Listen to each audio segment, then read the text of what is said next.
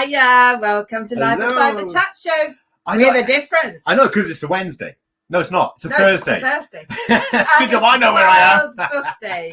That's why we're having another chat show this week, because World Book Day is very special to us, to our members, to our authors, to our publishers, to everyone. For friends, for family. Should we start? We are having lots of live shows on the Cinebounce Facebook page as well today. So if you want to see that, then stay tuned there too. And we've got some amazing guests, and they are brilliant. So what we're going to do, obviously, you know who we're going to be bringing out. Her name's up by there, right? We are joined today by the lovely Ladey Adey, which I'm going to be bringing out very, very soon. And then she's going to introduce her two guests, one at a time, obviously, letting us know who they are and how they've worked with us. So we're really excited about this because really, we're just kind of here, aren't we? Yeah. It's the Ladey Adey show. So I reckon, without further ado, we better bring her out. Ladies and gentlemen, it is, of course, the infamous, the famous, the wonderful, the beautiful, the very talented Ladey Adey. How are you? Oh, I'm going to come back every time I feel down. I'm just going to come back for that kind of introduction. I know, right? Some people just give me a call. That's why I'm always busy. So, Ladey, you have brought two of your amazing authors with you today. And you're going to tell us a little bit of a backstory, and then we're going to bring them out. So, it's pretty much us saying it's over to you. So, do you want to introduce your amazing guests? Yes, I will do. It's World Book Day, and it's even better to be able to say here there's two people that I've been working with as part of my author mentoring program. And the first one who's actually graduated is Patrick Smith. And Patrick's book is called The Dummy Pass. And this is his book, and he'll be talking about it soon. And the other person is Amanda. Oh, but that will come later. So here's Patrick. Hello. Thank you, Ladey. Lovely to see you, mate. Lovely to see you. And welcome. Welcome to the Thank you. Thank you very much. Look, I can't Thank wait you. Yes. more about it. There we go. It's very exciting. Very exciting. It is. Okay. Absolutely brilliant. So come on, Ladey. I know you're eager to bring out the next guest. So who else have we got waiting? The next guest is our potential author, because she's still in the process, the throngs of that writing, which Patrick knows what that feels like. And she has got a book that will be coming out in October.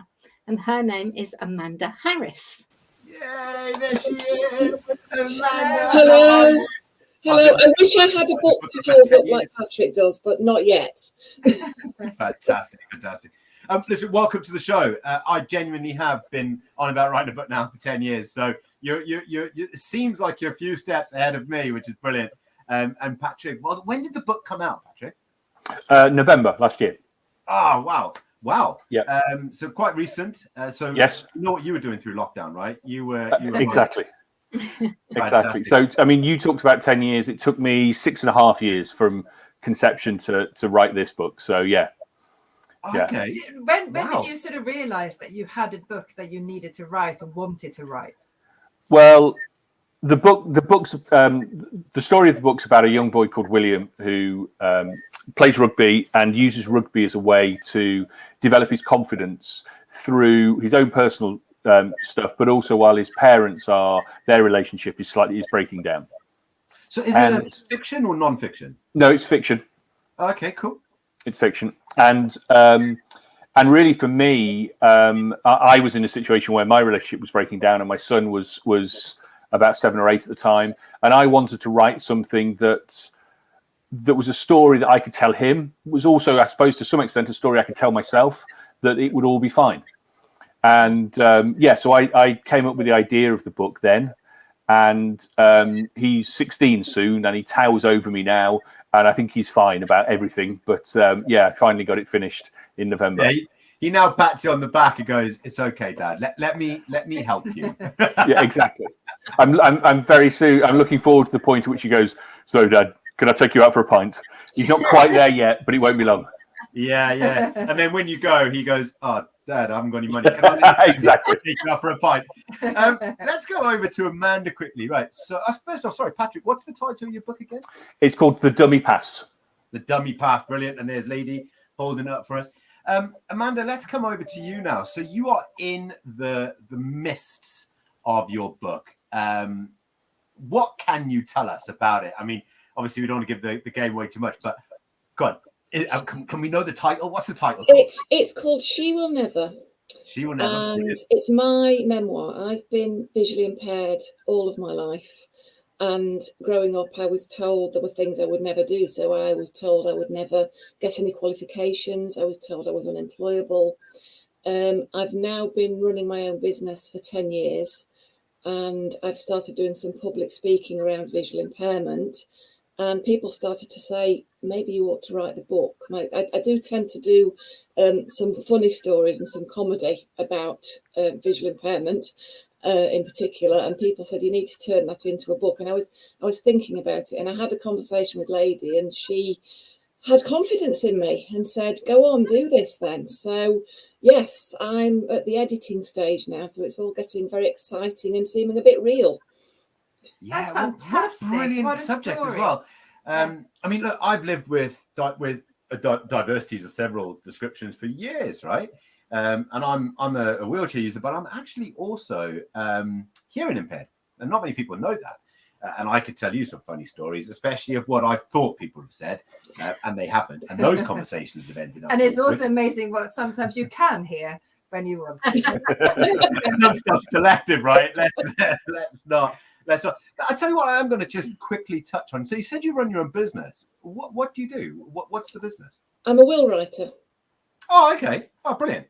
And what areas do you cover? So if anyone needs a will, you never know. Right, do you want a will? I'm based in Nottinghamshire. I visit all clients at home. I have been known to do in Derbyshire and Leicestershire as well. But obviously, I'm also promoting the book, and I'm obviously open for public speaking engagements as well. So I'm a bit busy, and I'm in a play this week as well. So I'll be in a real green room in about 2 hours' time. Oh, all right, not our green room. Oh, yeah, we take Fantastic. it. On that note, Patrick, what do you do other than being a professional best-selling author? What else do you do? I'm soon to be a professional best-selling author, and currently, while I need to still earn some money before that, I'm a marketing consultant. So I'm an outsourced marketing director for predominantly tech companies. Oh, amazing. So, Ladey. First off, before I come to Patrick, where are you based? Nottinghamshire as well. Yeah. Oh, okay. Pure coincidence. It is a pure coincidence. Yeah. But Ladey, I am going to say this, right? So you're working with these two amazing individuals, both with very unique stories, with different stories, two completely different books. The only thing that I can confidently say I know is similar in both of them is that there's no swearing. I love that, right? And so how's this relationship been formed? Because obviously you're all the way down south, right? So am I assuming that this is a virtual relationship and you're giving the support virtually and yet still very successfully? I mean, that's amazing. Yes, we haven't met physically, have we, either Patrick or... Wow. Oh, yes, Amanda and I we have met, yeah. Yes, because we're in Women Who Academy, so we have met through there. But before we did that award, which my book was in, but before we did that, everything's done on Zoom. That's amazing. But you also got a new book out all about networking on Zoom, which is fantastic. Right. It's this one. And we're in it. We're authors. 3 pages. We're published. Just look at that. And some devils we are. So look, okay, so it's World Book Day, right? So we had a couple of pages. I know. You are published authors now. I shout about it. I've even put it in my LinkedIn profile. I'm very proud of it. You know what I mean? But I do. It is World Book Day. Okay, so let's talk a little bit about this. I mean, Ladey, you're incredibly passionate about writing books and getting the story out there. And you say everyone's got a story in them, and it's just about how to find it. How did you help Patrick and Amanda find their books? What were the things that what was the kind of language that you kind of used with them to say, come on, guys, you got a book in you here. Let's get it out there. Let's get it out to the world. Well, when people come and Patrick and Amanda, and they have that idea, it's getting that idea and going, do you know what? Just from what you've said, I can see the finished book. And I can usually see that before they can. Now with Patrick, he had additional because he had a mini-me. But I don't think she would like me saying that, because in our business we work, we're a family business, and my daughter Abby Rose works with the children's authors. So she mentored Patrick, and we try, and because she's a primary school teacher as well, there's that extra oomph that she can put into the books. So, so we work together in that way. But with the authors, we start off by saying, right, okay, here's the idea, and then we develop it with them, and we try to encapsulate to get their voice. Now we don't do books over a weekend. We take time. So I think in both cases it's been well over a year, and in that time the writing develops, and what they write first of all and what they write which then gets published can go through quite a lot of different transitions. And that's really important, because then their author voice comes out.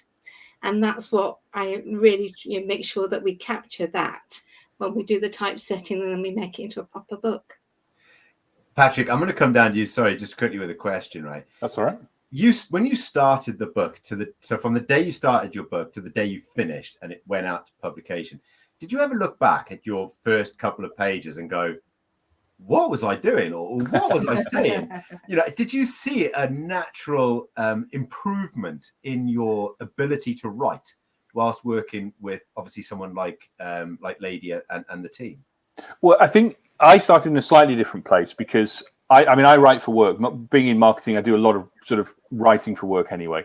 And I'd got a couple of chapters written before I met with Ladey and Abby, and for me, it was very much someone believing in me and believing that I could actually produce a finished book.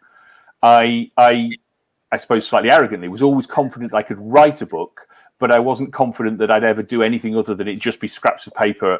And so it was, for me, it was very much about giving me that confidence that an actual physical book could be produced at the end of this, and that someone would take care of me through that process.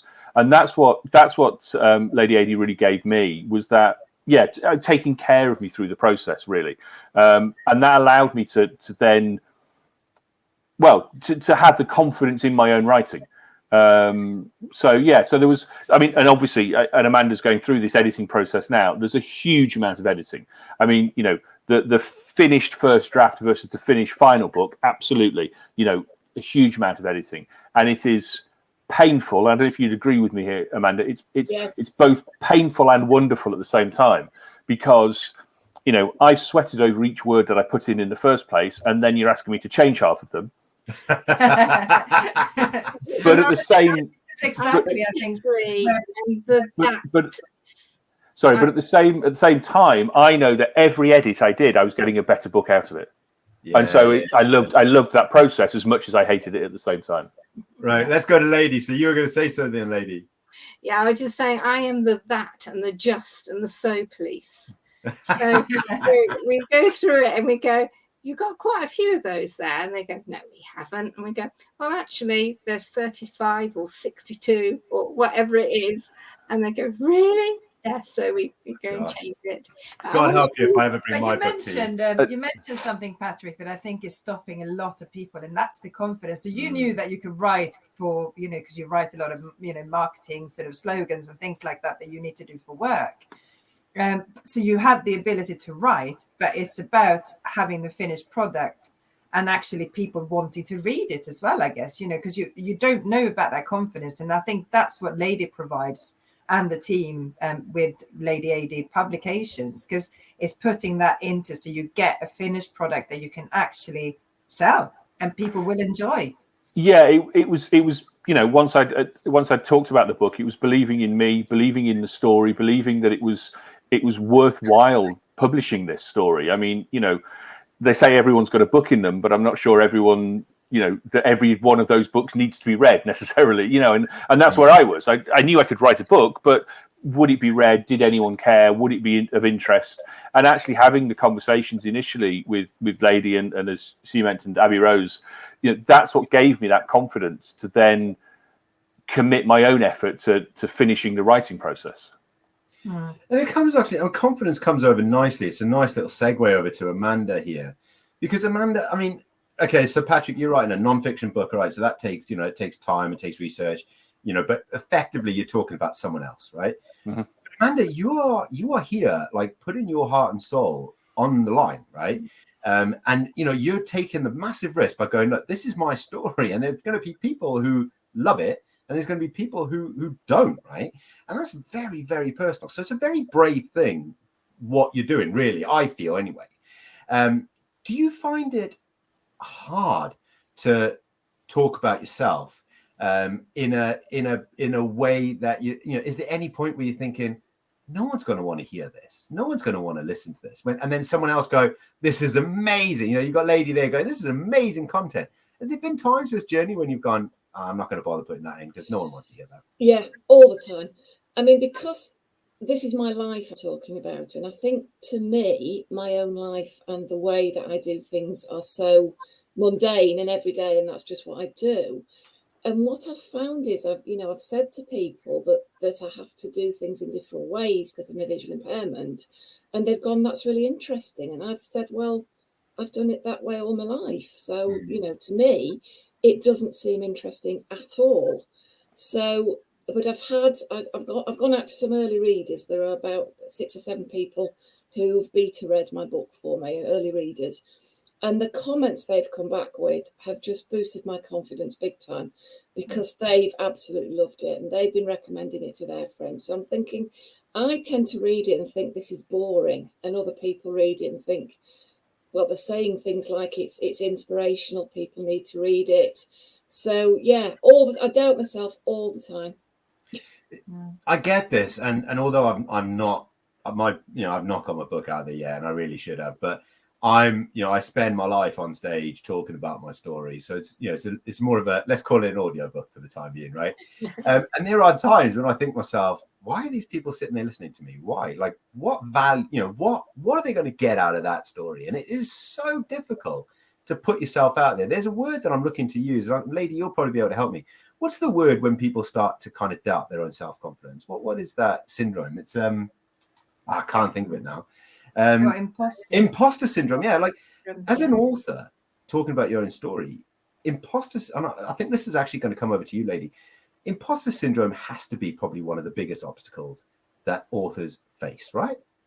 It is. And they go from, oh, I've got a great idea and everybody should read it, to which I say, well, not everyone is going to read it, so we have to bring the expectation down, to the ones who go, I've got this idea, I've got this story, but nobody's going to read it. And I say, well, I'm going to read it.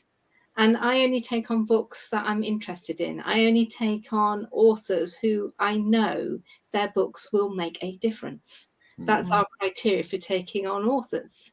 So, I mean, Amanda and I particularly did a lot of work, and I banned certain phrases that Amanda would say to me. You know, there were certain things she wasn't allowed to say anymore because they were pulling herself down, and I wanted to lift her up. So we did some work on that, and then you have to be careful as an author who you show your work to, because some people you think will be great supporters of you, then they actually aren't, and it can take you quite by surprise when that happens. So I get very protective, and so does Abby Rose with her authors, and how we really help to manage not only their expectations, but to have them in a good place. So when they launch, they're launching and knowing it's going to hit well and have good eyes on it. Yeah, that's really interesting, because I think what you said, we often think that the nearest and dearest, so friends and family, are going to be really supportive. And that's often the case in business as well. And they usually have gone through the journey with you sometimes and kind of think, well, you just did it that way. Why do you want to get a book out there? What's so different about you, you know? And they can sometimes, I think you really need to look for the audience that is going to support you. And I saw Amanda sort of nodding there, because the family has gone through it with you, right? Haven't they? So they're thinking, it's just normal. That's just normal life.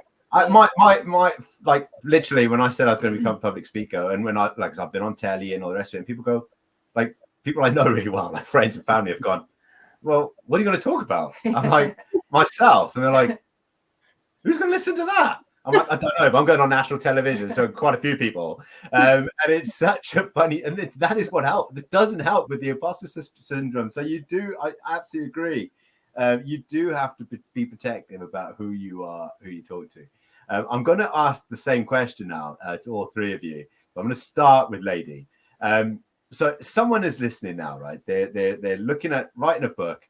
They're watching the show intently. The love hearts are coming up. I can see them picking up on the screen by there. Ladey, what would be your top tip for someone looking to write their first book? Do it. Right. Right. Nice and simple. Do it. James, just write. Get it down. But if you don't want to actually write or type it, then use Otter or something like that. Speak it and then get it transcribed. And Otter.ai is just brilliant. I should have shares in that company, because you just put in your MP4 or your MP3 and it gives you a transcript, and it's pretty accurate as well. And then I've heard this. I've actually got it on my phone, right? There's no way to lie. And I've tried doing it while driving down the road unsuccessfully. But yeah, it is there. I got all the tools. Lady. Do it. You can take a horse to water, but you can't make him drink. So I'm going to come over to Patrick now. Actually, no, sorry, Patrick. I'm going to come to you in a second. I'm going to come over to Amanda first. Amanda, you're in the throes of writing your own book, right? So this is all very fresh to you. So what would be your tips at this point, right? So where you are now, you haven't edited, you haven't finished publishing. It's not all that way. You've gone through the journey and you're still kind of in the throes. So what would be your top tips? I'm really interested. I think not to be bothered about what you think of it. I mean, I wanted to write and I could get the words down on the paper, but what I was writing, I really didn't like at all. And I think from my perspective, I needed other people to, yes, there was positive and negative comments from Ladey, but I needed those. So it's just get it down so that you can give somebody else the idea of what story you're trying to tell, and that they can give you the feedback that you need. So I was very, very fortunate to meet Ladey, albeit virtually, when I did. Brilliant, great tip. So Patrick, I'm going to come over to you, and the question's the same, obviously, but you've gone through that process, and now you've had the final reward, right? You've done all the work, and now you've got the tea and cake to kind of celebrate. But so what would be your top tip to anybody in that position who's thinking about it? From where you are now? Well, obviously mine was fiction, so it's slightly different than Amanda's in that sense. And I think I would think about three top things really in terms of writing fiction, like I did. The first is to think about your story, to plot out what it is that happens. Obviously, you need to have that classic, beginning, middle, and end. You need to have a story to be able to tell. So plot that out. The second thing, obviously, I think is I say obviously, for me was obvious, is like your characters. They don't have to be good characters. They don't all have to be nice, but you have to like them. You have to, as you're starting to write, you've got to feel that they would say it. And actually, there are a couple of characters in my book that had a much bigger role by the end of the book than I had planned them to have at the beginning, because I liked them. And while we're here, the third thing I'll say is talk to Ladey. That's not a bad tip to utilize, to be fair. So Ladey, look, let's do it, right? So if someone, they're in Amanda's shoes, or they want to be in Patrick's shoes, or they're not in Amanda's, or they're thinking, where can people find you, right? What can they do to get a hold of you? Go to the website, and it's all under my name. Just put my name, Ladey Adey, with the E's in it, and I will pop up.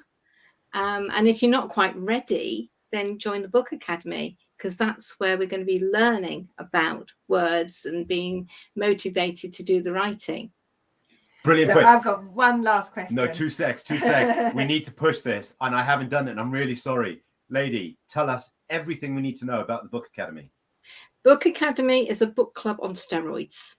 It doesn't have to be just my authors, so they get a special deal, a special rate, but it can be anybody who loves books, avid readers, writers, creatives, and we look at a book and we look at it in terms of how is it written, and how can we learn from that writing? And then from that, we do book fun things. Abby Rose, who I've mentioned, she actually enacts a storyline, and you have to guess what the book is. And we do some fun things along the way, and we network between us so that authors can help each other to publish their books, to publicize them, and to give each other reviews. Fantastic. But I do want to show you just a little thing on Patrick's book. This is a nicety, but it's the sort of thing that Abby Rose is good at. Can you see the ball at that bottom of the page? If you watch the ball and flick it through, it moves. Yeah. You can see it. Yeah. And that's just one of the little things on the of the ball, of the rugby ball, that we put on the page when we did the typesetting. Fantastic. Love that. Yeah, well done. See Patrick smile. He obviously enjoys it as well. Yeah, no, it's brilliant. It's a little bouncing rugby ball at the corner of the page. It's really good. It's just unique, isn't it? It's unique. Yeah. So come on then, Charlotte Rose. We've got to end the show. Well, it's Charlotte always asks a question. It's World Book Day. So I would like to know, what was your first book that made you fall in love with books and now later on writing? So I'm going to come over to Patrick first. What was your first book that kind of sparked your love for books? I've got two books for when I was a kid. Danny the Champion of the World by Roald Dahl, which lots of people know, and a book called The Phantom Tollbooth by Norton Juster, which not so many people know. Fantastic. Thank you. I've got those on my list now. What about yourself, Amanda? What was your sort of first book? Mine was The Hobbit, which my dad read to me at the age of 5, which my mum thought was a bit too young. But he used to leave it on the bedside table at bedtime, and I wanted to read it myself so much that it spurred me on to learn to read very quickly. That's actually how I learned to read, was because I wanted to read the story that my nan used to read to me, and I just copied her, and that's how I learned to read. So, Ladey, you got many books. Which one are you going to talk about that is your favourite of the day? The favourite of the day, because I've talked about The Faraway Tree in the past and the Lord Fair Ladybird book. So I just think it still comes back to Enid Blyton. It was any of Enid Blyton's that I could get my hands on. And although she went out of vogue at some point, I think she keeps coming back, etc. And that and the Narnia stories. The Lion, the Witch, and the Wardrobe, The Horse and His Boy, when the horse can actually talk and all the talking creatures in it. Just love all of those. Magician's Nephew. I had to stop my girls from jumping into puddles because they just wanted to get into Narnia. All of that. Oh, that's brilliant. I absolutely love that. So on that note, we do have to end the show. Us to say thank you so much, everyone. It's been a real pleasure to have you all on the show, and I'm really excited to hear Amanda's book being published as well. And I'm going to get my hands on Patrick's book as well. So thank you. Thank you so much. And that is everything from us. That's all we've got time for today. It's been lovely to have the guests on. Ladey, it's always a pleasure to have you. As you know, we adore you. Amanda, thank you so much for coming along and sharing your story. And Patrick, thank you so much for coming on and sharing about your book. We're really looking forward to seeing them progress. And who knows, might have you on guests later on in the year as well to find out how it is going in what is it, Waterstones? Waterstones, yes, we'll do that. So from all of us, have a lovely evening and thank you so much for your time. Take care. Goodbye.